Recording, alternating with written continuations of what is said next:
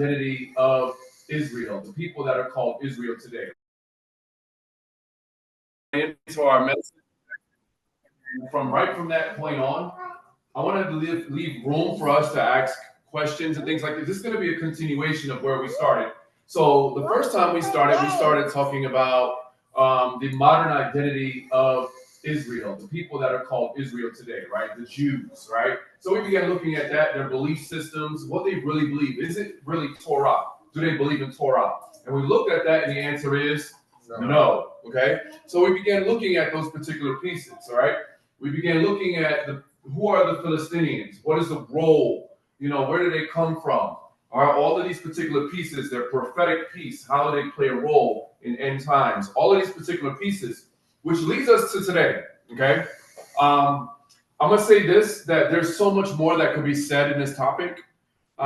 There's so much more depth that but what I'm going to try to do is build it out some more so that we're not eating so much like eating out of a hydrant. You know what I'm saying? Like trying to drink from a fire hydrant. We'll take it little step by step, but it's still going to be a lot, right? So let's jump right into our message today. So again, Shabbat Shalom. If you have not subscribed to the Life Changers channel, please do so. Life Changers Great Awakening PHX Phoenix. Also, if you guys would like to give, there's different ways, Cash App and Zelle, that's there as well. All right, so we like to start off today. I'm going to start off with a question, a quiz. You guys ready for a quiz? Here's your first question. What is Mitzrayim or Egypt symbolic of? Okay, so I'm going to give you guys a true quiz type thing, okay? Ready? Here it is. What answers does Mitzrayim represent? 1, slavery. 2, bondage. 3, liberty. 4, none of the above. Take a few seconds. Let me know what you think. Type it in the chat. Type it in the chat. If you're there, here we got 2 represents 2, which represents bondage. Anybody else agree? Anybody else have a different answer? 2. You could probably say 1 and 2. Online, what do you guys think? I see Sharon said slavery and bondage. All right. Somebody said 3. Who said 3? All right. Somebody said all of them. Okay. So we adding to the list here. All of them. All right. So here we go. Here's your answer. Your answer is slavery and bondage. So what answer or answers does Mitzrayim or Egypt represent? The answer is slavery and bondage. All right. So let's look at it a little bit more. Why does it represent that? Egypt or Mitzrayim represents the house of slavery. I am Yahuwah, your Elohim, who has brought you out of the land of Mitzrayim or Egypt, out of the house of slavery in the ESV version. In the Septuagint, it says, I am Yahuwah, your Elohim, who has brought you out of the land of Mitzrayim, out of the house of bondage. So we can see clearly that when we're talking about Egypt, when we're talking about Mitzrayim, we are clearly talking about the house of slavery and the house of bondage. So we're talking about a type of oppression, right? Slavery. We're talking about bondage, right? So this is what we're talking about here. So next question. Question number 2 for you guys that are ready. How long was Yasharel in Mitzrayim? And I want you to pause right here for a second, and I really want you to think about this, right? How long was Yasharel in the place of bondage, the place of slavery? Okay, so that's our question today. All right, take that into consideration. How long was Yasharel in Mitzrayim? Number 1, 400 years. Number 2, 430 years.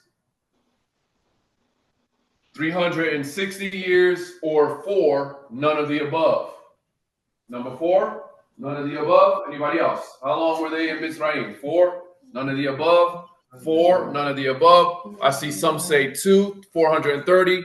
Some say 430. Somebody is saying, let's see what else we're saying. What are we saying in the chat? 430, 2. Some people are saying things of that nature, 430. All right, so these are good questions to ask, right? How long has Yasharel been in bondage, in slavery, in a place that represents that? That's why I asked the question first. What does it represent? Then asking the question. Now, I'm going to take it a little bit further after, but here's your answer. Your answer is 4. None of the above. It is not 400 years. It's not 430 years. It's definitely not 360 years. So what's the answer, right? So some of you guys gave answer number 1, 400 years. Some of you guys gave number 2, 430 years. Now let's look at this, all right? So let's take a look at the 400-year prophecy in question here, or in context, okay? So let's begin to look at this.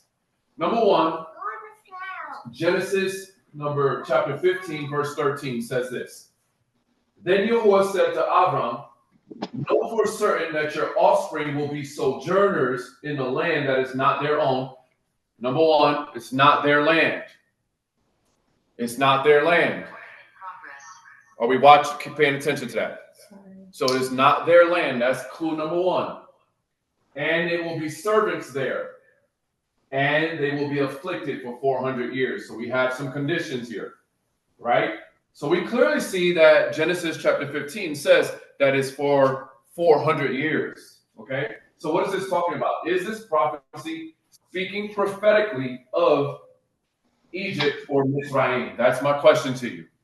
Is this prophecy speaking prophetically to Egypt or Mizraim? Let me hear what you got to say. No. No here? Anybody else? Anybody online want to unmute your mic? Let me know. I see some no's in the chat. I see lots of no's here. Anybody say yes? Okay, so let's begin to look at this some more. Somebody says yes. Bless you, bless you, bless you. All right, so we have some that say yes and most say no. So let's dig into it a little bit more, guys. Here we go. Now, remember, we're just on our quiz section.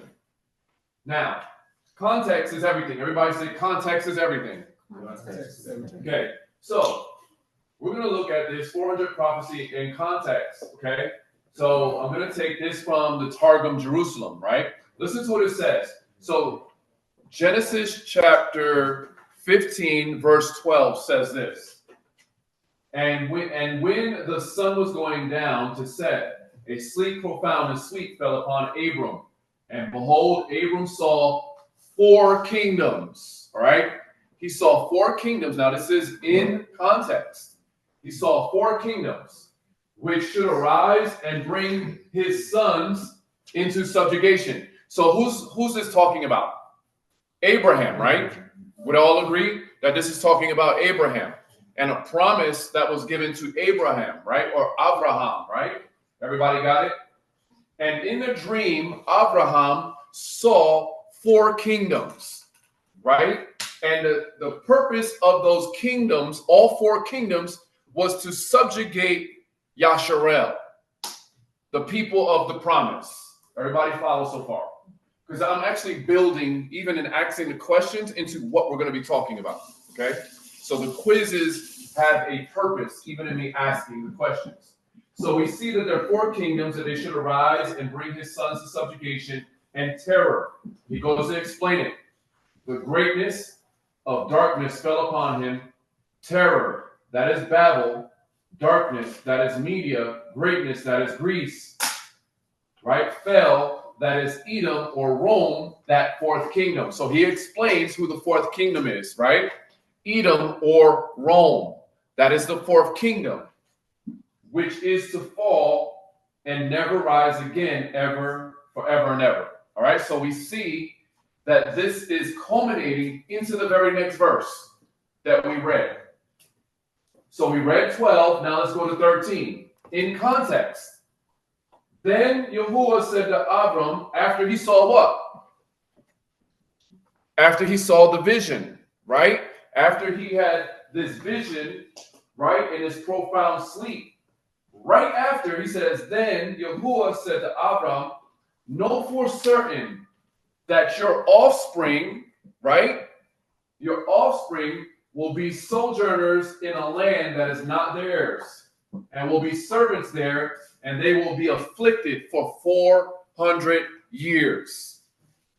Context is 4 kingdoms that shall arise, that shall subjugate your people, and the 4th one will be the last kingdom which is known as Edom or Rome. Okay? And he talks about this. Then he gives this prophecy that they will be there for 400 years. My question would be, still on the table, were they in Egypt for 400 years? And if the answer is no, right, then this prophecy cannot be relegated to Egypt. So that means that this prophecy has to be relegated to something else. Does that make sense? The other thing that I want us to notice here is that the 4 kingdoms that are mentioned here, none of them are Egypt. Did you catch that? Wow. Did you catch that? The 4 kingdoms that he mentions here that will subjugate the children, right, the sons of Abraham of the promise, none of them did he make mention of Egypt. So when we think about context, we got to go back to it in order to understand it. Does that make sense? So again, does this apply? All right. Now let's look at the next one. The next one was the 430 years. So what about this 430 years? Let's go to the source. Exodus 12, 40 through 41. Now the sojourning of the children of Yasharel, who dwelt in where? Egypt. So this is specifically talking about Egypt right now. So we can see this is talking about Egypt, that dwelt in Egypt was what? Was 430 years. So if you were looking at that right there, that's clear, right? We walk away with 430 years, right? But let's keep digging deeper, okay? I'll read it from the beginning. Now the sojourning of the children of Yasharel, who dwelt in Egypt, or Mitzrayim, or bondage, or slavery, was 430 years. And it came to pass at the end of the 430 years, even the same day, it came to pass that all the hosts of Yahuwah went out from the land of Egypt, or Mitzrayim. So if we were to look at this for what it says, would we not all walk away with saying 430 years they were in Egypt? Am I right? Okay. You guys online would say the same thing, I'm pretty sure. So let's look a little bit deeper now. Now, we're going to take this to the Septuagint. Now, why am I going back to the Septuagint? Because the Septuagint, if you guys know anything, the Septuagint is an older version. It is more of a direct line to what was originally written. Okay? Right? So when we're looking at the King James, the New King James, and all those versions, we're looking at that being taken from a different version of it, right? Whereas this is going back from the Hebrew directly to the Greek, right? Where they're taking it from the Hebrew to the Greek to other languages and bringing it into the modern day. Does that make sense? So when we look at this, it's more of an antiquitous piece, okay? So let's look at it. And Pharaoh called Moshe and Aaron by night and said to them, rise and depart from my people, both ye and the children of Yasharel. Go and serve Yah, even as ye say. And take with you your sheep, your oxen. Bless me also, I pray you.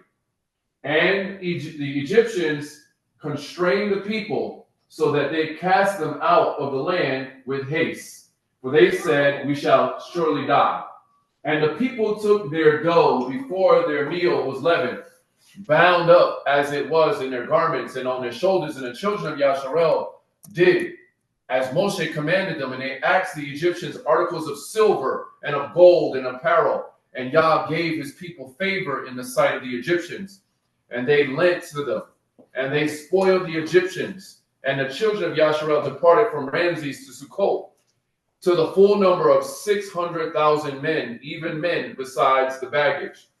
And a great mix of company, or multitude, went up with them, and the sheep and oxen and the very cattle. Right? It goes on. And they baked the dough which was brought out of Egypt, unleavened cakes, for it had been leavened. For the Egyptians cast them out, and they could not remain, neither did they prepare provision for themselves for the journey. And verse 40 is where it climaxes. And the sojourning of the children of Yasharel, while they sojourned in the land of Egypt, or Mitzrayim, and the land of Canaan, or Canaan, was 430 years. So we see a difference here. If you're reading it from the King James, it says they were in Egypt for 430 years. But if you're reading it in an older version, like the Septuagint, it will say they sojourned in the land of Egypt and in the land of Canaan 430 years. So what's going on here? Okay. Say what? Like, what's going on with this verse? So let's take it to some older versions, right? And let's glean from that. Let's see what the older versions have to say, okay? The Samaritan Pentateuch, okay, says this. And they sojourned, the sojourning of the children of Yasharel, while they sojourned in the land of Canaan and the land of Egypt was 430 years. So it aligns, these other older books are telling us, no, they were 430 years was not just Egypt, but it was Egypt and Canaan or Canaan, okay? The Septuagint again, while they sojourned in the land of Egypt and in the land of Canaan was 430 years. So I asked you this question, how long were they? It was not 400 years because Egypt isn't even mentioned in context. Here they mention Egypt, but in the King James it says 430 years, but when you go to older text, it'll say Egypt and Canaan, 430 years. So that tells us that they were not in Egypt for 400 years or 430 years. So what's going on here? Let's go a little bit deeper. 215 years is more than likely, it's actually probably even less if we really go deeper. But the treatment of the chronological data related to the patriarchs in the Septuagint and the Samaritan Pentateuch suggests a neat breakdown of 215 years each for the period of the residence of Canaan and in Egypt, okay? We see through the various things that we have 25 years passing from the time of Abraham's arrival in Canaan at the age of 75 until the birth of Yishak, Isaac, at which time Abraham was 100 years old. So we see 75 years, right? 25 years has passed, right? So 60 years passed from the birth of Isaac until the birth of Jacob or Yaakov. So now we have 25 is the years of separation plus 60 years, right? Then you go from there, 130 years passed from the birth of Yaakov until he and his descendants left Egypt. So that is an additional 130 years. So you get a 215 years on maximum that they were in Egypt, in the house of bondage or the house of slavery. Everybody see that? So when I asked us the question from the very beginning, how long were they in bondage and what does it mean? This is important because the context that I'm going to talk from is understanding that in the dream or the vision that Abraham had in Genesis chapter 15, in context, is speaking about 4 kingdoms that would arise, that will subjugate his people. We have been through the 3 kingdoms, but we're sitting in the 4th kingdom, waiting for the next kingdom to arise, which is going to be the King of Kings. Does that make sense? An everlasting kingdom, right? So when we're looking at this, we're sitting in the 4th kingdom, and that prophecy, we've got to ask, is it being applied appropriately? Okay, so let's look a little bit deeper. Further insight, Abraham, Yitzhak, and Yaakov spent 215 years in Canaan. So we saw that, therefore, the maximum amount of time that Yasharel was in Egypt was 215 years, not 400. Josephus, who is a Jewish historian, said this. A 1st century AD Jewish historian also understood that 430 years to be the sum of 215 in Canaan and 215 in Egypt. This is what he wrote.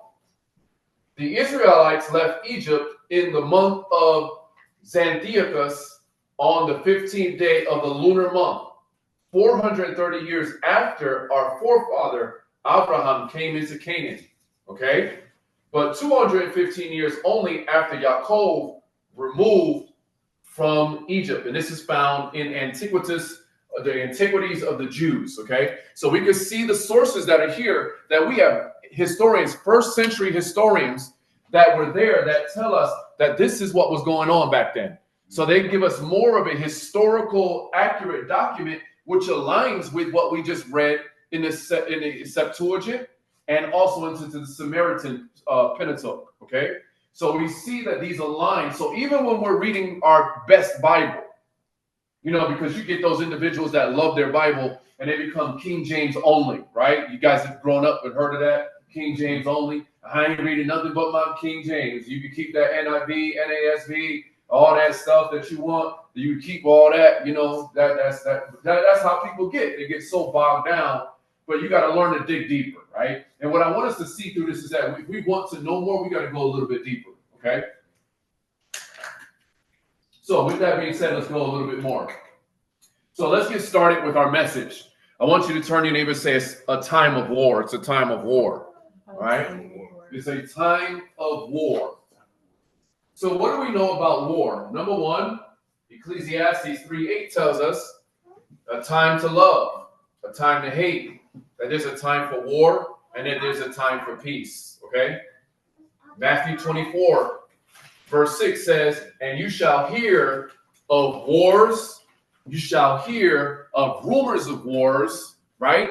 This is what he says. See that you are not troubled, for all these things must come to pass, but the end is not yet. So I want to say to everybody that's here, what you see is just the beginning, okay? It's just the beginning. This stuff has to happen. But what I want to talk about and go into and bring out and branch out of is this passage here found in Psalm 83, looking at verses 3 through 9, okay? So we're going to look at the nations that conspire against Yasharel, okay? The nations that conspire against Yasharel, all right? Because war is going to happen. There's a time for everything under the sun, and there's a time for war. And we see that Matthew tells us in chapter 24, he tells us that there will be rumors of war, right? He tells us specifically that there's going to be war. Now, Psalm 83 says, for look, your enemies. Number one, you got to know this. Yasharel, everybody here, everybody online, everybody that will ever listen to this. I want you to understand that you have an enemy. Now, here's the problem. Oftentimes, we categorize groups of people ethnically as our enemy, right? But here's the thing. We got to understand the enemy is deeper than the skin tone. The enemy is deeper than a nationality. The enemy is deeper than a nation or a segment or a geographical location of individuals. The enemy is the enemy that we wrestle against. For the scripture tells us we wrestle not against flesh and blood, but against powers and principalities. But guess what? People, no matter who they are, if they're out of alignment, out of covenant with the Most High, can become our enemies because they open themselves up to the demonic spiritual influence that is against the people of the Most High. Does that make sense? Anybody that is yielding to leave their bodies open for the demonic influence to come against the people of Yasharel, that is our enemy. Our biggest enemy is Hasatan and all of his imps. Does that make sense? That utilizes people that are open to be used, vessels to be used, all right, in his army. So again, for look, your enemies make an uproar. Those who hate you lift up their heads. They make a shrewd plot. I want to emphasize this. They make a shrewd plot. So what I'm trying to tell us today is that the enemy is not just coming at us just to come at us in force. They're not coming at us and say, you know, I'm bigger and I'm badder than you, I'm stronger than you, and I'm just going to beat you down. No, they're coming with plots, plans, and schemes that are put into place systematically to oppress and subjugate the people of Yasharel. In other words, it's using their intellect, it's using their wisdom, it's using the knowledge and the systems of this world to keep us subject and to keep us down from rising to be who he's called us to be. Okay? So they are making intentional plots against your people, it says. Conspiring against your treasured ones. Come, they say, let's wipe them out as a nation. Now, why is that important? If they want to wipe you out as a nation, what is it about you that they want to wipe you out as a nation? What the bigger question is this? The bigger question is this. Ready? Is this. What do they have to gain if Yasharel is not here? What is it that they want that they cannot have? Watch this. Let's continue on. Let's wipe them out as a nation. Let Israel's name be remembered no more. Not only do they want to wipe you out, they don't even want your remembrance to be even known. Here's what I'm saying. Get rid of their history. Erase them from ever being living or even being known. Get rid of all their history. Is that not something that's happening right now? We don't even want their remembrance to be remembered no more. Let Yasharel not even be remembered no more. For with one mind, everybody say with one mind. One mind. It's so ironic because oneness of thought. The scripture tells us at the Tower of Babel, right? That all the people were together in what? One mind. And he said that if they were to continue, there was nothing that they would not be able to do. Why? Because they were together with one mind, right? One purpose. For with one mind, they plot together. Who's they? We're going to get into that, okay? Against you, do they make a covenant? So there's a covenant that they've made to plot, plan, and scheme against Yasharel. Against you, do they make a covenant? Now he's going to identify who they are. Y'all ready? He's going to identify who they are. Because here's the thing. Oftentimes when we're looking at prophetic end times, eschatological things, we're looking at Ezekiel. We're looking at all these different places that's talking about Gog and Magog. And the first thing that we're talking about is Russia. And we're talking about China. And it's not that they're not going to play their role. But I want you to look at this other prophetic piece, okay? The conspiring of nations, all right? So let's look at this one. The tents of Edom. So the tents of Edom. So what does that mean? The tents of Edom. That means a tent covers and brings in what? Multiple people, right? We got to understand that the tents of Edom are not just Edomites. It's them that mix with them as well, okay? So watch this. The tents of Edom and the Ishmaelites. Who are the Ishmaelites? Okay, we got to look into these particular things. Moab and the Hagarites, Gabal, Ammon, Amalek, Philistia, with the inhabitants of Tyre. Even Assyria has joined them, becoming a strong arm for Lot's sons. Wait. He's describing who these individuals are that will conspire as one in one mind to plot, plan, and scheme against the Most High's people. All right? So let's break this down a little bit more. Okay? Asaph. All right? Asaph was not just a worshiper, because when we look at Psalm 83, who wrote that? Who wrote Psalm 83? Say it again. Asaph, right? Because most of the time we'll think that who wrote it? We'll think that David made it, David made it, right? But in actuality, it was Asaph. Well, who's Asaph? Oh, wow. Who's Asaph? Do we know who he is? What do we know about this gentleman that wrote this particular scripture? If it wasn't David, right, then who is this guy that wrote this portion? What did he know? What did he do? What was his purpose, right? So let's look at it. Asaph was not just a worshiper, according to 2 Chronicles 29:30. He was also a chazan, right? He was a seer or a prophet, okay? He was a seer or a prophet. Now, a seer was someone that could see into the future, that could see something happening before it even happened. Does that make sense? So this gentleman who wrote this passage, he was a seer that could see into the very future and see what was going to happen before it happened. Psalm 83 was not written during a time of war, number one. It was written some 3,000 years ago by King David's worship leader, Asaph, during the time of great prosperity, liberty, and peace. So he wrote this in a time of peace, when everything was going well for Yasharel, and he was a worship leader, okay, under King David. So this is who this gentleman is. This gentleman is a worship leader who was a seer who could see into the future, right? And even in a time of peace, he spoke about a conspiring against the people of Yasharel, a direct plotting with one mind that the nations would come against the people of Yasharel. In other words, he's saying, you know what? You are sitting in peace right now. You're enjoying prosperity right now. But there's a time that's coming in the future when everything that you think is all stable is going to be unstable. Did you catch what I'm saying? So, unstable, right? He was a chazah. He was one who was a seer. He was a worshiper. So, let's look at the motive. What motive would these individuals, these nations have? What motive would they have that they want to conspire against Yasharel with one mind? Listen to what it says. Again, with one mind, they plot together. They form an alliance against you.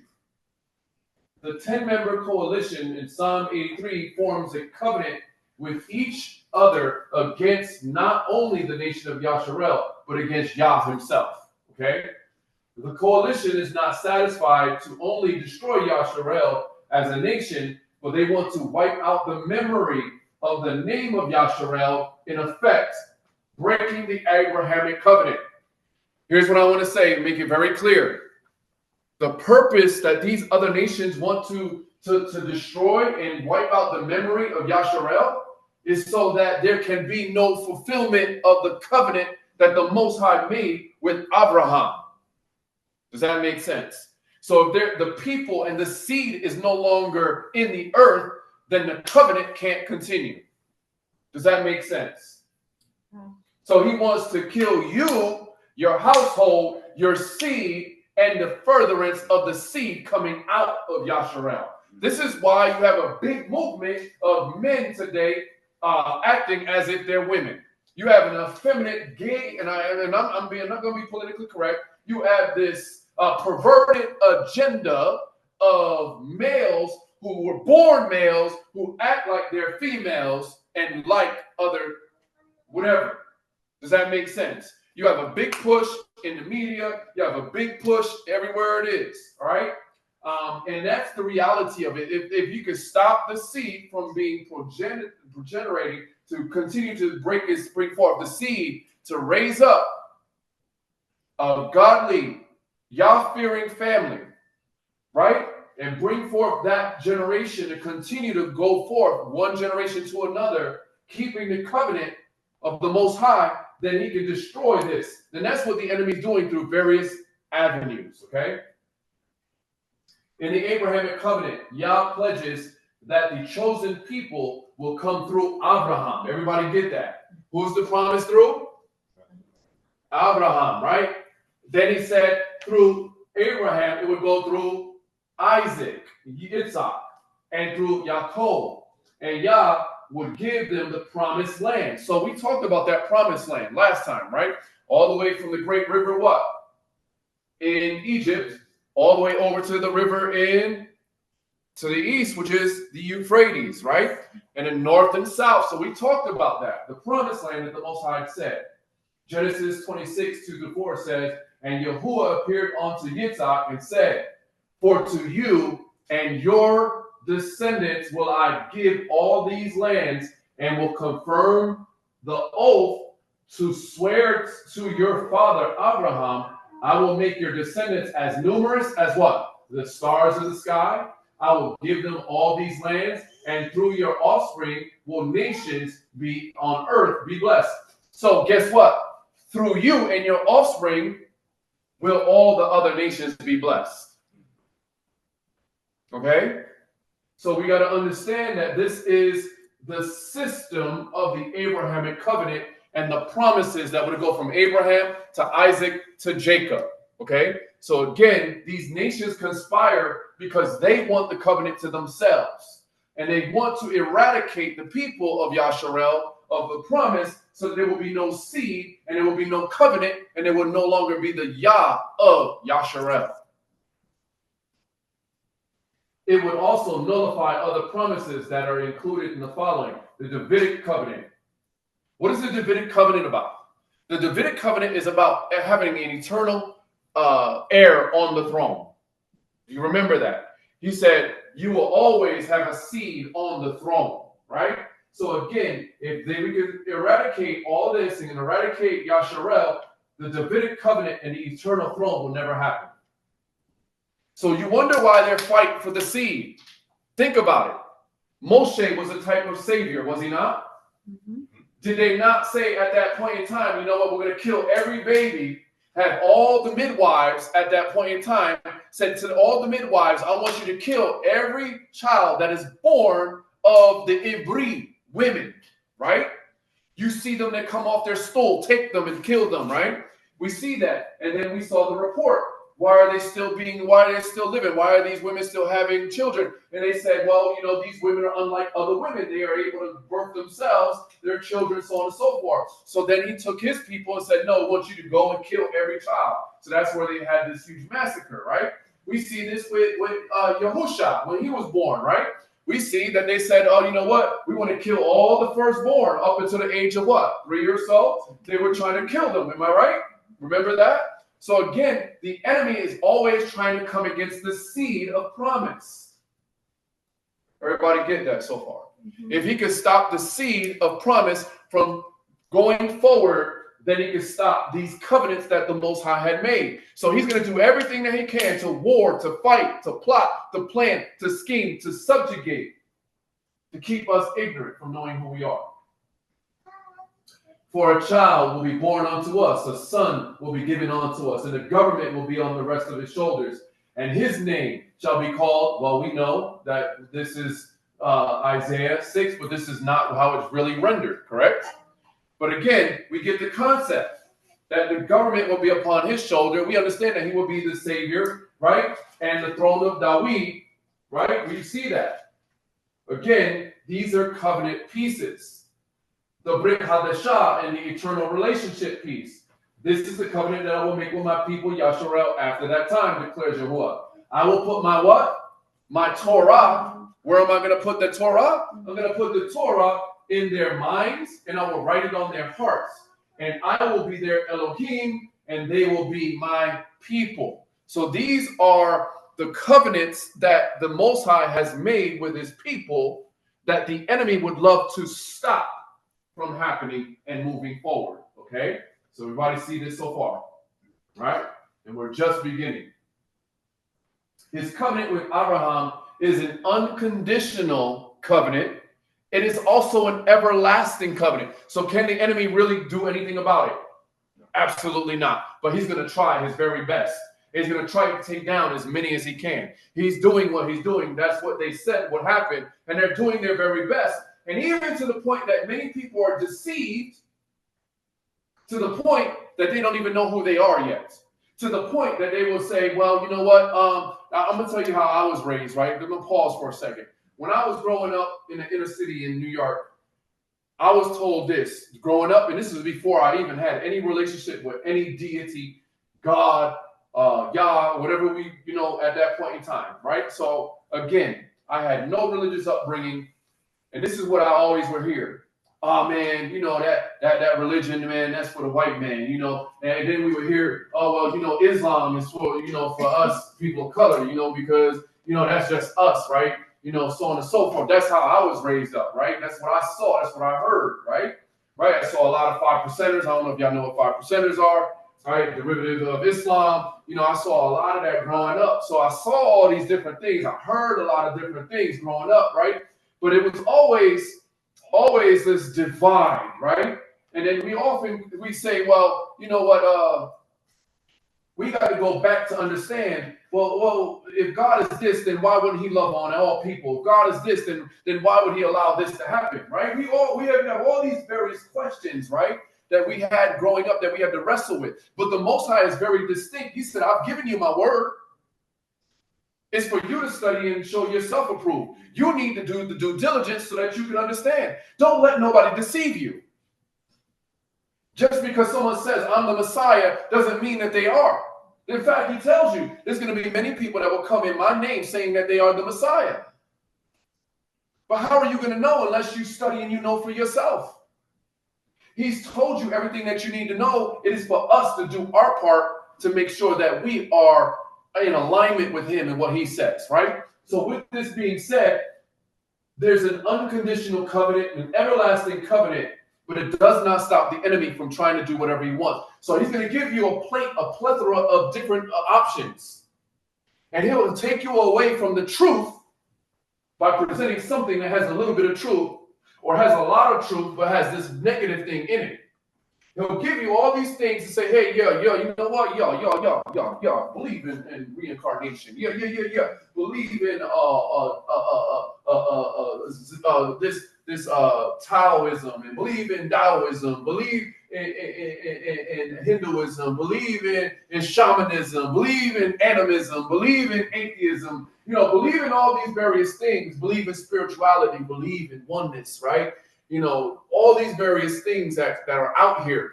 And it will try to stop us from going to truth and coming to a place because we got this smorgasbord and let's try this and let's try this and let's try that. Keep us in a place where we are always confused. And that's what the enemy wants to do. He's going to fight his fight. Even to the fact they'll say there is no deity, there is no one, to get people to believe that, right? And some people are just so angry and they're so upset because of the historical narrative that they can't ever come to a place to believe that there's a deity.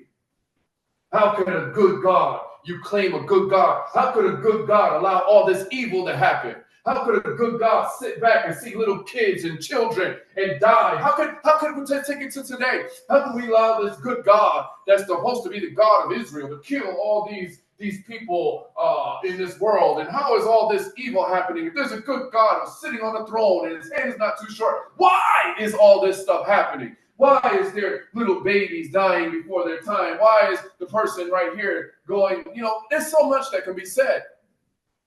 But we don't understand that these things too must happen.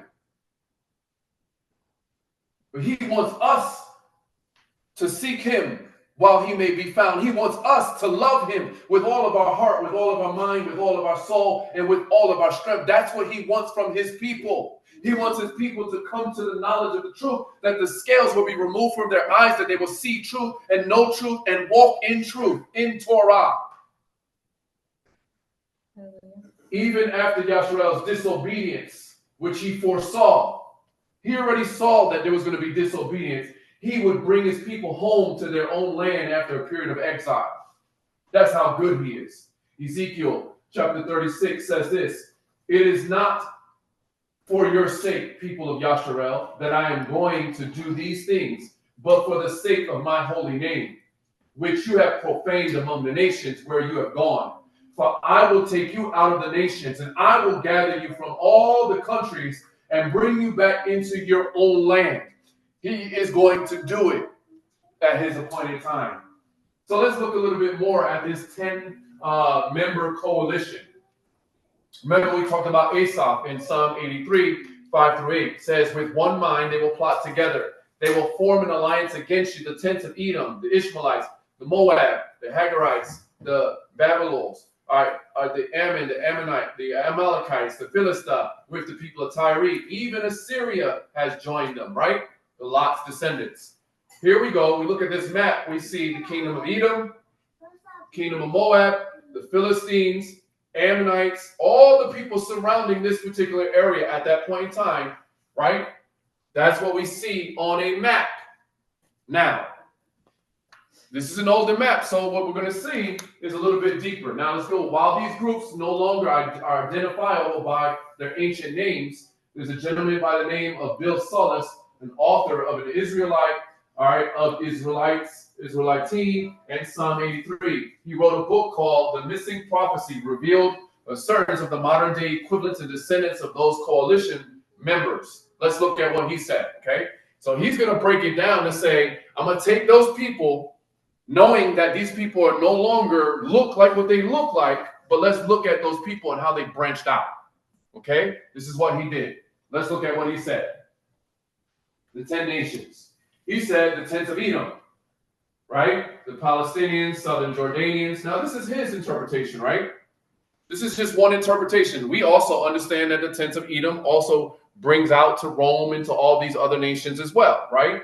So I want you to look at this is one person's thing. The Ishmaelites, the Saudis, the Ishmael is the father of the Arabs, right? That is true. Moab, the Philistines, Central Jordanians, right? The Hagarites, they talk about a portion of the Egyptians, although there are some people that say that that's not true. I'm just giving us a perspective, right? The Gabal, they say that this is Hezbollah and the Lebanese people, Ammon, the Philistines, and the Jordanians. Amalek is the Arabs of the Sinai area, Philistia, Hamas, and the Gaza Strip, Tyre, Hezbollah, and the southern Lebanese. All right, so there are these individuals that believe this, right? But here's my thing. Although we could trace these, and these people did their jobs in tracing these individuals from these pieces, we've got to understand a bigger piece, right? It is those who are oppressing the enemy, and these individuals, we got to understand that the principle, what's the principle behind this? Because we could get so caught up on the nations and the people. Hear what I'm saying? We can get so caught up on the people and the nations just like this, and I'm not taking away from any scholars. Does that make sense? But I'm going to say this, even scholars can misdiagnose. Does that make sense? Even your greatest physician in this world can misdiagnose. So here's what I'm saying. I'm going to give you what scholars are saying, but I'm going to tell you what I see also, okay? What I see is that, number one, anyone, any nation, because nations, if you break it down, can mean ethnic groups or people groups as well. Any people that would come against you as the true sons of the Most High. I don't care where you are, because we're scattered in all the parts of the world. Your enemy might be because you're inside your Yasharel in Australia. Your enemy might look different than the enemy in France or in the United States, right? So your enemy may look different. So your enemy is whoever is being used by the enemy to come against you. You hear what I'm saying? Because we get so caught up on this person and that person. And it's not that there's not principalities over nations. There are, and they're not trying to subjugate because it's happening worldwide. But you got to understand, we are so mixed all around this world, and there's so much that it's hard to identify the people to say, oh, this is the people, this is that people. No, we got to understand the principle is that the enemy is coming against you who stand for righteousness. Got it? So we understand that there's an everlasting hatred that happened between Sarah, right? At the birth, contention of Sarah and Hagar, Ishmael and Isaac, right? So we understand that there was this everlasting hatred, right? That began in the womb of Esau and Jacob. And Esau, right? Subsequently contempt for the birthright and resulting in Esau's spiteful intermarriage with the Ishmaelites. So this is why it's so hard to identify these individuals, is because they intermarried with one another, they mingled with one another and other nations, and they went amongst the nations mixing with them as well. Does that make sense? So what I'm saying is there's a bigger principle here than looking for the people to say all Arabs are your enemy. Because not all Arabs are your enemy. It's Arabs that were originally the people of Yasharel, heritage-wise, but they have not been awakened because of forceful beliefs and forceful religions that were saying either you're going to accept our religion or you're going to die. Accepted their religion, and they're still the people, but they have not been awakened to that. Right. Does that make sense? Because the Islam came throughout all of Western Africa, went through all these nations, and those subjects, they became subject, right? Because they came and conquered those people, and those people accepted that belief system, and throughout the years, they become and identify as that. But that's why we have to do our job of being missional and declaring the word to all people and of all nations. That's where Yasharel has to be the light to all nations, where we have to do our job. So the thing is that Yasharel, are we doing our job?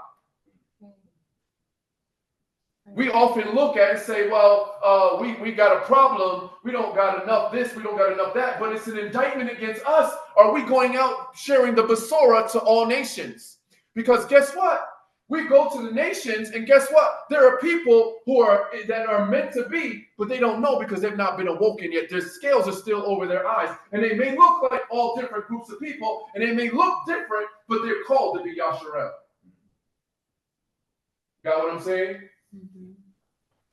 So the saga continues in the minds of many, all right, with the involvement of people like, and I'm bringing it more modern, like Adam Weisenhuth, all right, with the Illuminati and the secret meetings of the Jekyll Island that established the Federal Reserve, right, and the other tales of the struggle of global powers.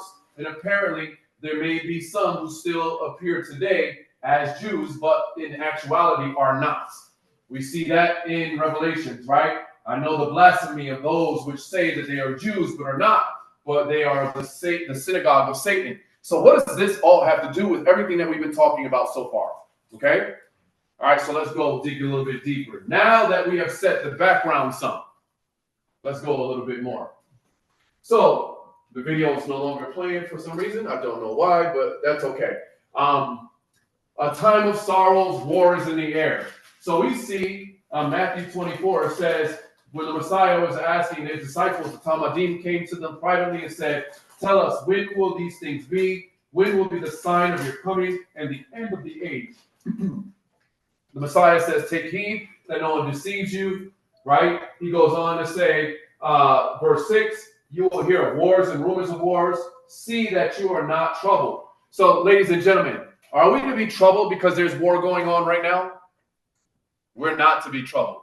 We should not be frantic. We should not, oh my gosh, it's the apocalypse. Oh my gosh, it's the end of the world. Oh my gosh, I need to go build a bunker. Oh my gosh, I need to get my food supply up. Oh my gosh, right? This is what some people are resorting to, this spirit of fear, because there's stuff going on. Right? So again, he says, do not be troubled, for all these things must come to pass. Watch what he says, but the end is not yet. The war is going to happen. It's part of the plan. It's going to happen. But don't be troubled by it. It's not the end. For nation will rise against nation. Kingdom will rise against kingdom. And there will be famines, pestilence, earthquakes in various places. All these things are the beginning of sorrow. So in the video, I don't know why it's not playing right now, but it was playing earlier, was video clips of movies that was speaking about this happening. Showing these particular things. So, because the thing is that it's funny because the world tries to show what they're going to do before they do it. And there were things in these movies like AI being used and taking over the world and genetic modifications and all of these things and hybrid humans and all of these various things that we're talking about, right? About end times and wars and earthquakes and tsunamis and all these particular pieces that were being shown, but the video's not there, so we'll just pass it now. All right, so let's go on a little bit more. The word ot, right, in Hebrew, that is a word for sign, ot, in Strong's 224. It means a signal, a flag, a beacon, memorial, omen, a prodigy, evidence, a mark, a mantle, and a sign, a token. So when he said in Matthew 24 that it will be a sign, he's saying, it is a flag, it is a sign, it's a mark, it's indicating to us of what is to be ahead, what's going to come right after. It is also a reassurance that the end is yet to come. In fact, it is evidence that we as believers in the Most High Yah should be at peace. We should be at shalom, knowing that this must come to pass, okay? What is happening is supposed to happen. It's a flag, it's a sign, okay? We have to understand that the Most High is in control. Okay? Yeah. It's going to happen. So let's look at man's plots and man's schemes. Because remember, I told you that the Confederation of Nations are going to do this. But again, we've got to get past it. Because we're looking just for certain nations, right? But these people have since, I would say, mutinized, so to speak, and assimilated into other cultures. So they don't look the same way that you think that they looked back in the day. So what are we looking for? We need to look for what's ahead. We need to look for the principle that was being spoken. So let's look at it. Man's plot. In 1871, an American general by the name of Albert Pike, who had been enticed by the Illuminati, and Giuseppe Mazzini, completes his military blueprint for 3 world wars. Somebody say 3 world wars. Now, when was this back in? 1871. Was that before the First World War? Was it before the second one? I want you to understand these groups come together. What did the scripture tell us? As one, to conspire together as one mind. What did the scripture tell us? That if man comes together as one, there's nothing that they cannot what? Accomplish. We saw that in the Tower of Babel. So in our next message, I'm going to talk about the one world government, and we're going to look at the Tower of Babel. We're going to look at other instances when the world one government was. We're going to look at the Antichrist. We're going to look at those figures the next time we come together, right? But I want you to, I'm setting the stage for all this, okay? They complete this blueprint for 3 world wars and various revolutions. Have there been revolutions since then? Throughout the world, culminating into moving this great conspiracy into its final stages. So everything that these people plotted, they came together. The enemies of Yasharel are coming to break the covenant of Abraham and the seed to subjugate them. These are the rulers of the 4th kingdom. Albert Pike received a vision, which he described in his letter that he wrote to Giuseppe Mazzani, an Italian revolutionary leader and a follower of the 33rd degree Masons, the Freemasons, dated August 15, 1871. This letter graphically outlines plans for 3 world wars that were seen as necessary to bring about, guess what he said, to bring about the one world order. This was written way back when. This was planned and put into place, plotted and schemed back then. And we can marvel at how accurate it has, these predictions and events have already taken place. This is what they wrote. So there's a one world agenda that is yet to come. Let's look what he says. Pike describes in a letter that he wrote, dated August 15, 1871. This letter graphically outlines the plans of the world, the 3 worlds, right, that we just talked about. So again, you can see it better here. 3 world wars that bring about the one world order, and we can marvel at how these things are coming into place. Look what else he says. The First World War, watch what he said. Back then, in 1871, he said the First World War must be brought about in order to permit the Illuminati. Somebody say the Illuminati.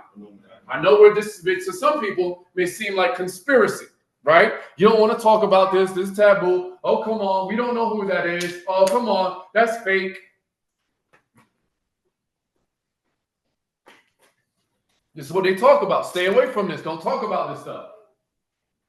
To permit the Illuminati to overthrow the power of the Tsar of Russia and of making that country a fortress of atheistic communism.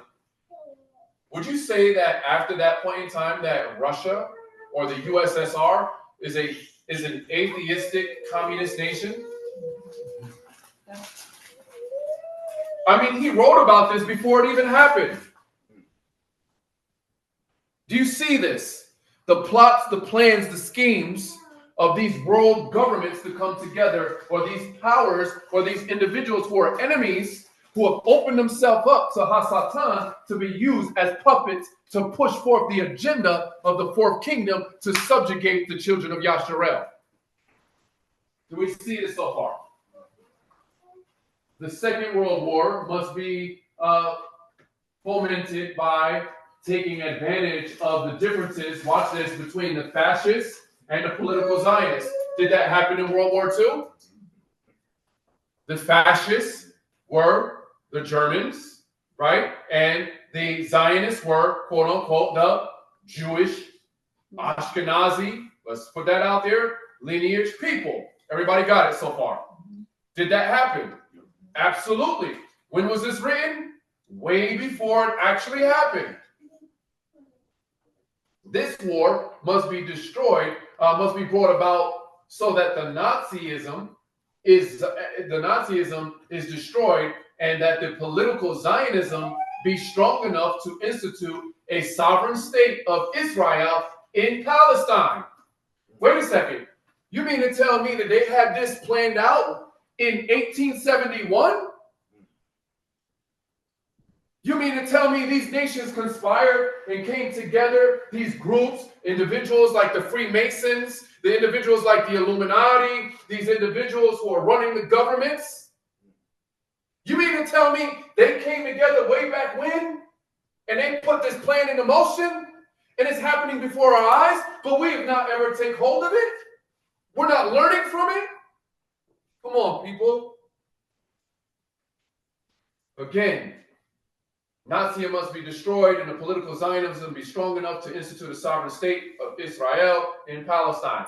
During the Second World War, it goes on to say international communism must become strong enough in order to be about to balance Christendom, which would be then restrained and held in check until the time when we would need it for the final social cataclysm.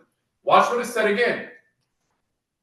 During the Second World War, international communism must become strong. Has communism become strong? Enough in order to balance Christendom. Does it balance Christendom today? Uh-huh. Watch what it says, which would be then restrained. It'll be restrained for now. Watch what he said, and held in check until. So there will be a reemergence until the time when we would need it for the final social cataclysm. What final social cataclysm are they waiting for? What do they have in mind that will bring about something else? So everything is put into place right now. We've formatted all of this stuff, and we've got stuff on hold right now. We got things restrained right now. We got a balance going on. So we created these entities to balance. We created these systems to balance until it's time for us to set the next stage. So, I'm sorry. My question is, so you're saying communism balances communism balances Christianity. Christianity will be restrained and then held in check until another social Cataclysm. I'm stuck on the word social. Yep. Cataclysm. Yep. That's what I'm saying. So social meaning a constructed, man-made entity or thing. Yes, you're right on point there. What is that social cataclysm? All right, so let's go a little bit deeper. The Third World War, watch what this hasn't even happened yet. Listen to what they say. And I want you to think about, before you even read it, I want you to think about what's happening right now. Okay? So when I read this to you, I want you to think about this. How do you see this playing out right now? How are the events that are happening right now playing this role? Ready? The Third World War must be fomented by taking advantage, watch this, of the differences caused by the agentor of the Illuminati between the political Zionists and the leaders of the Islamic world. Political Zionists and the leaders of the Islamic world. Is that not what's happening right now? And they're using social media. Yes. That's the big push. Yep. Social Media. capitalism. Yep. Cataclysm. You see what I'm saying? So I want us to see this. So when I ask this, all these questions leading to this point, I hope it really starts to begin to make sense. Okay? Because this is hitting the gist of it. All right, so the Zionists, political Zionists, and the leaders of the Islamic world. The war must be conducted in such a way that Islam, wait, they were talking about this in 1871? That Islam, the Muslim Arabic world, and the political Zionism, watch what they said, the state of Israel. Before it was even formed, they knew it was going to be formed, and they were going to say that this was going to be a part of setting up a Third World War. In 1871, by the way. Watch what it says. Conducted in such a way that Islam and Zionism, the state of Israel, mutually destroy each other. Remember what he said in Matthew 24. Nation against nation. kingdom against kingdom. But don't worry about it, because the end is not yet. This stuff has to happen. So in light of this, then we can see why things are happening and death is all over and people are dying unnecessarily. Does this make sense? They must mutually destroy each other. Is that happening right now? Yeah. Absolutely. Meanwhile, the other nations, watch what he says about this. The other nations, once more divided on this issue, will be constrained to fight to the point of complete physical, moral, spiritual, and economical exhaustion. The other nations, catch this again, will fight to the point of complete physical, moral, spiritual, and economic exhaustion. We shall unleash the nihilists. Does anybody know what the nihilists are? No. Somebody look it up. Nihilist. They're a form of atheists, kind of. And the atheists, and we shall provoke. So again, here's the non-believers, right? The nihilists, right? The atheists. These people now, they're going to unleash them. This is what they're saying. We're going to unleash them. And what is their purpose going to be? Did anybody find it yet? The nihilists. Yes. What's it say? A person who believes that life is meaningless and rejects all religious and moral principles. Meaningless and rejects all religious or moral principles. Yes. How many people walking around this world right now that says life is meaningless? What's the point of life? What's the point of life? I got no purpose. Oh, what's my purpose? I don't know. I'm just here. I'm just living. I don't have a purpose. What am I supposed to do? I'm just supposed to enjoy life. They're going to release all these individuals who live life without purpose and intentionality, these nihilists and atheists, and they, watch what it says, and we shall provoke a formidable, watch what it says, we shall provoke a formidable social cataclysm.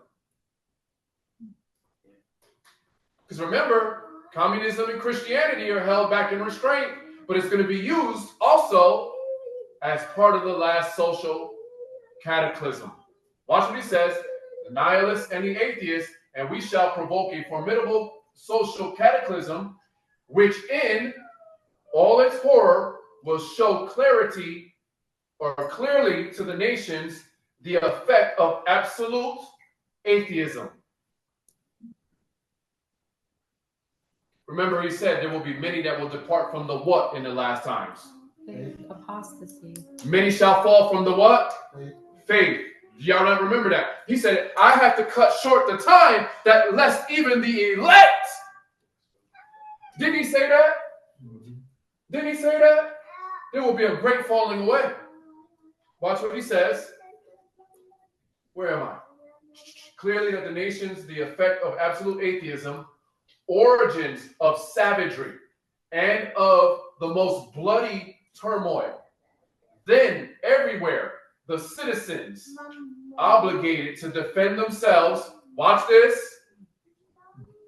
Citizens are now going to have to take up arms to defend themselves. Does that sound like what is happening today? Yeah.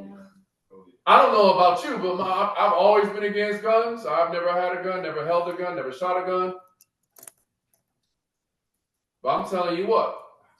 I love guns. I'm about to get something. Because I see this coming down the pipe, y'all. You hear what I'm saying? I'm telling you, watch this. Then everywhere the citizens obligated to defend themselves against the world. Did you catch that? Defend themselves against the world. Minority of revolutionaries will exterminate. Did you catch that word? Will exterminate those destroyers of civilization. and the multitude disillusioned with Christianity. Wait, how is it that people are going to be disillusioned with Christianity? Wait, he just said that we're going to hold Christianity in restraint until part of this last social. So wait a second. So you mean Christianity is a pawn in the hand of the enemy? Wow. Did you catch that? Yeah. Christianity is a pawn in the plot of the enemy to subjugate and to keep down the children of Yasharel. So here's my message to all of y'all in Christianity right now. I'm going to be bold. Come out of her. Come out of Babylon. Come out of her. Come and know the truth and be set free. Now that I've said that, back to our regularly scheduled message. Disillusion with Christianity, whose deistic spirits will from that moment be without compass or direction, anxious or anxietous or anxious for an ideal, but without knowing where to render its adoration, will receive the true light through the universal manifestation of the pure doctrine of Lucifer. Oh. Did you catch that? Oh. Did you catch that? Wow. Did you catch that? I don't know. I'm going to read it again. Oh.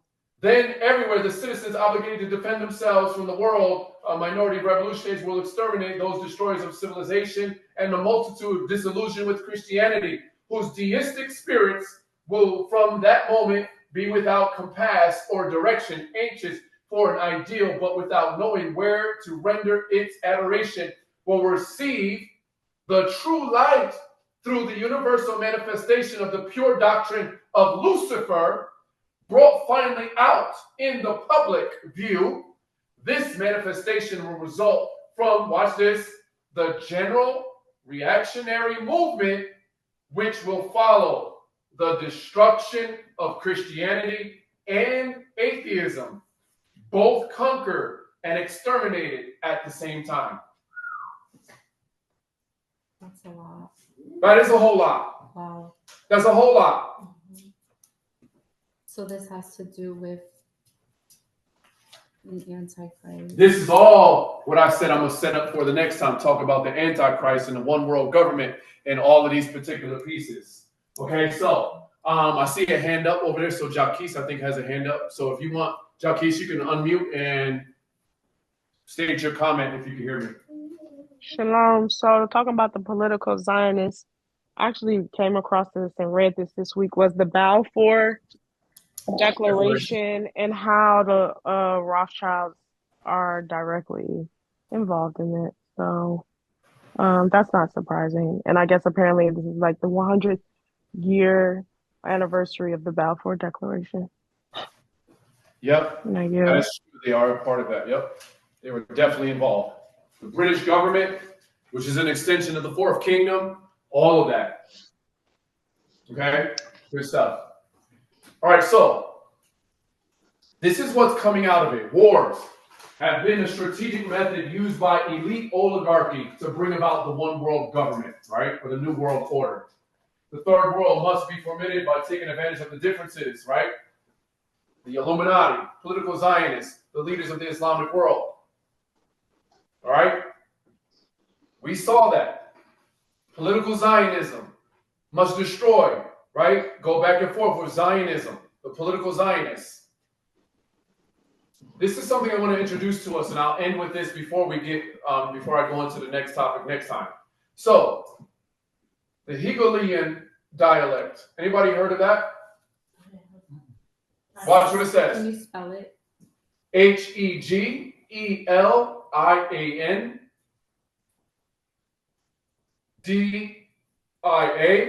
dialectic.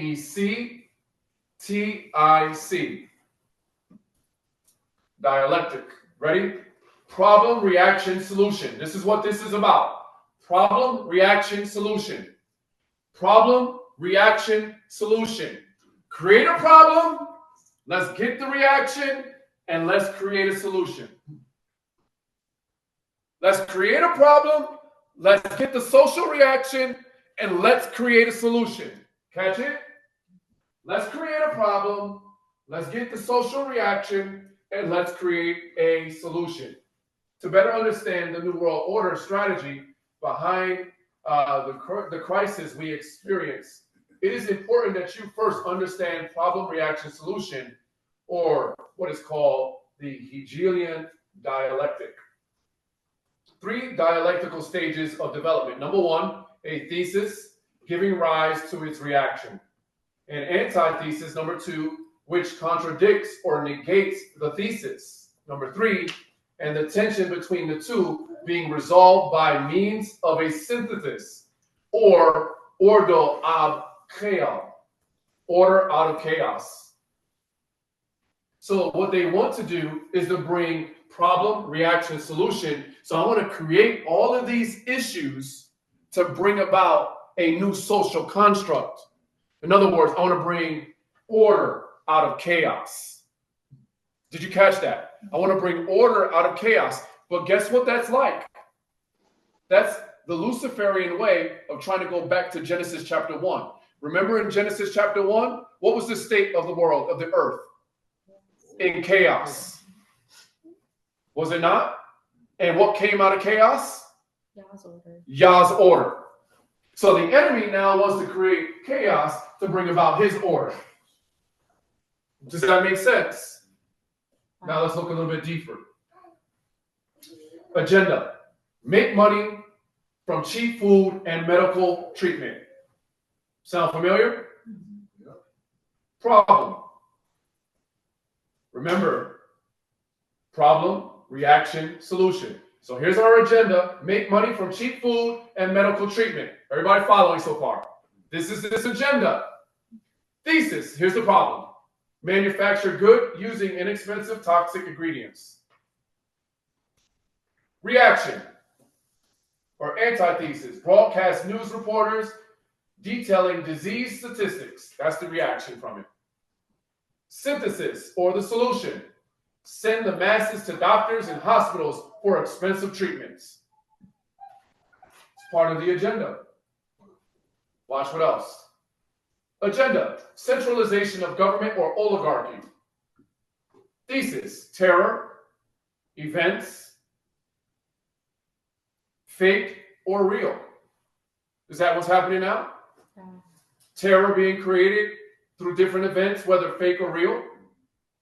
The antithesis, right? Or the reaction. Increasing police state. So guess what? All these stuff are going on, all this terror and all these issues are happening. So guess what? We need to have more of a stronger police presence or military presence, right? Which is a strong police state. Now, what's the solution? Removal of freedoms. Let's remove freedoms. Transfer of power from people to government. Transfer of power. Do we see it? Problem, reaction, solution. Next one, right? We're going to do this one. This is called This for Dummies, right? Thesis, terror, event, fake or real, COVID-19. Antithesis, increased police state, COVID-19 regulations and mandates, implementation by the government. Synthesis, removal of freedoms, transfer of power, the Great Reset, which is a big thing. The Great Reset, or the new normal. We are now entered into the new normal. Henry Kissinger said, "It is not a matter of what is true that counts, but a matter of what is perceived to be true."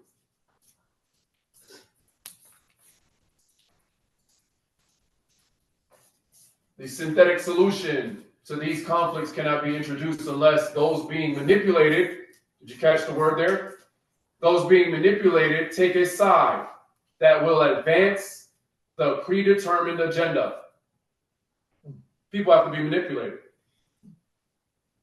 So this is from a book called The Quality School, Managing Students Without Coercion.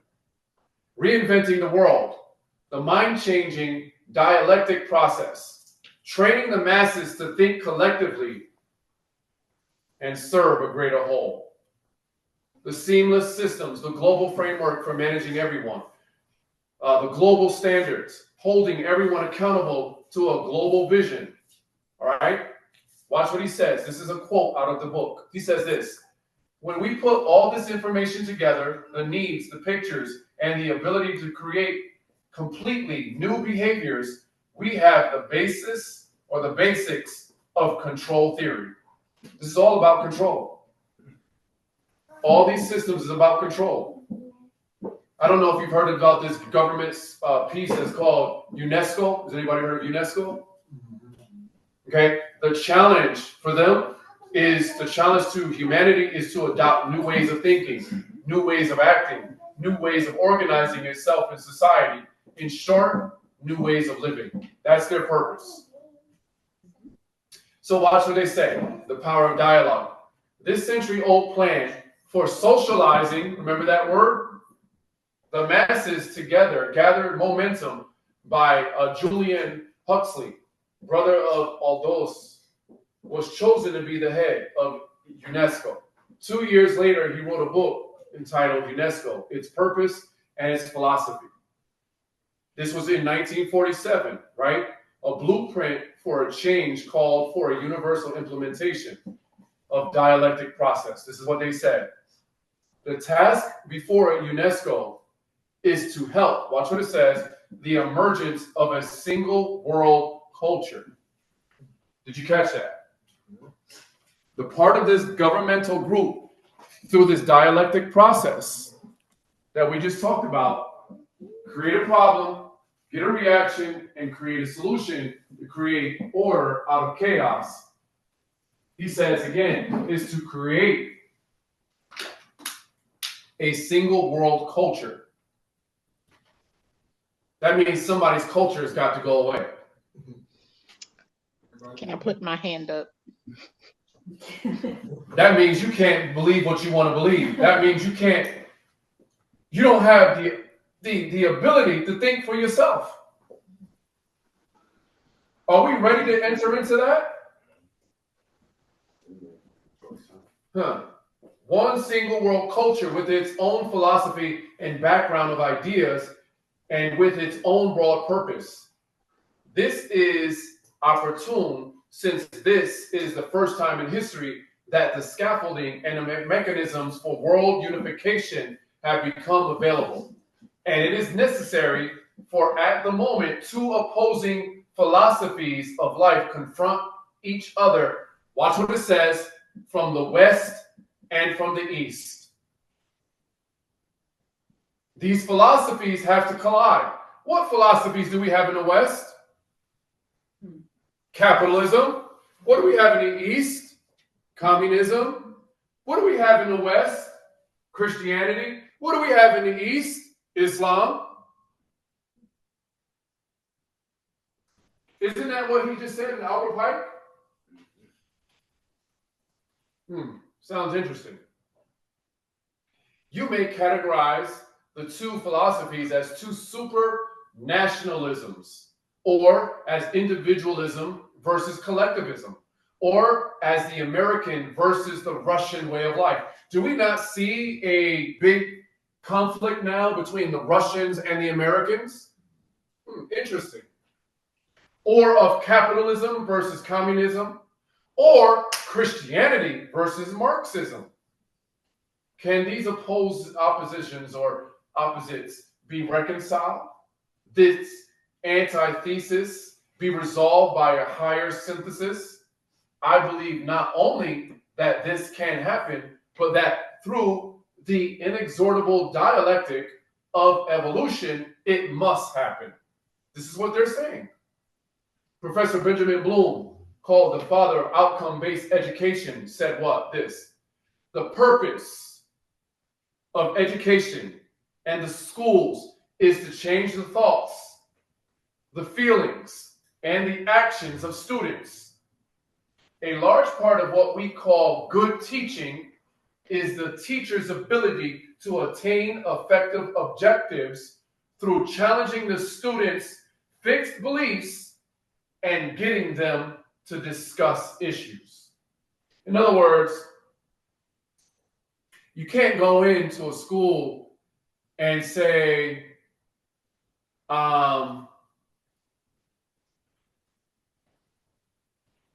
a little kid can't go into school and say, my mommy and daddy told me and taught me that the Bible says that marriage is between one man and one woman. The teacher comes along with the objective to say, well, I understand what you were taught in school and at home. I know what your mom and daddy says, and that's what you believe. But I also want you to think about how you're hurting the other kids' feelings. You can't go around hurting other people's feelings by saying that. You're going to hurt your friend over there by saying that. And you're going to make them really upset. So why don't you say that God just created everybody equally? That subtle discussion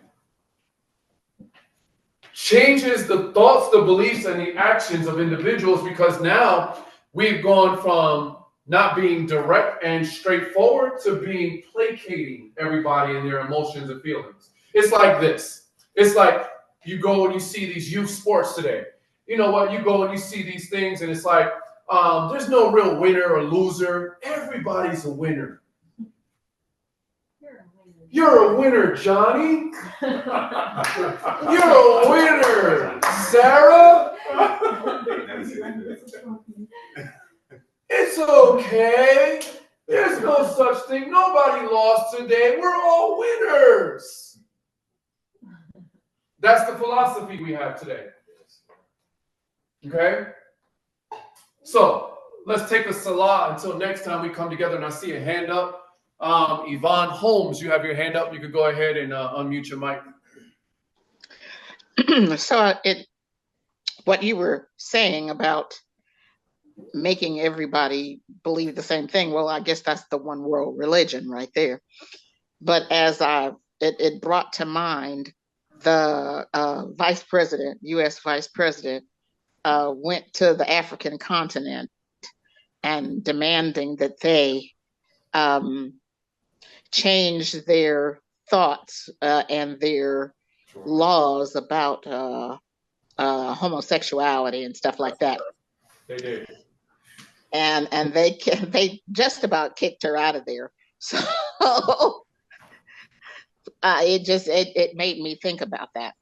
So, and how they're trying to get everybody on the same page with the gay agenda and all of that. So that's what it made me think about. Yeah, you're absolutely right. That was what was done. And think about it. That was talking about the pushing forward to make one culture. So what do? We go to those that don't have that culture of the bigger piece and trying to force it upon them. So yes, 100%. So I'm just going to finish through the rest of these slides real quick, and then we'll answer questions. We'll stop the recording as well. So on the screen right now, just as we're done with our lesson until next time, we have Kingdom Wear. If you guys see that there, that is Kingdom-Wear-8 creators-spring.com. There's stuff that has been created there. Shirts like Just Yah, Yah's Child, Ish, Isha. There's different apparel that's there if you guys want to support. That's something to support as well. Also, the book that I put out there as well. There's the second one coming right behind it. So just be mindful of that as well. That's out there. Like and subscribe. And again, the Cash App information. So we're going to Salah. And until next time, may Yahuwah bless you, keep you, cause his face to shine upon you all. And may he be gracious to you and grant you the desires of your heart. And may we stand strong, unified as Yasharel. And remember, for those that are here and part of Life Changers, remember, you are a life changer.